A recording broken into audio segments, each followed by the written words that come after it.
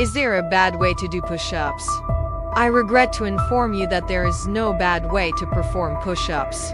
Push-ups are a versatile and widely effective exercise that can be beneficial for overall fitness and muscle development.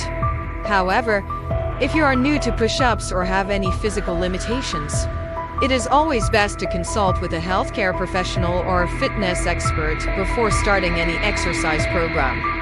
To ensure you perform push-ups correctly and maximize their benefits, follow these tips. 1. Keep your back straight and chest up, rather than arching your back or rounding them. 2. Engage your core and maintain proper body alignment throughout the exercise. 3. Grip the handles with both hands, or use your feet to support yourself if needed. 4. Begin with the usual number of reps you plan to do, and gradually increase the weight or difficulty by adding more pull-ups or reducing the recovery time between sets.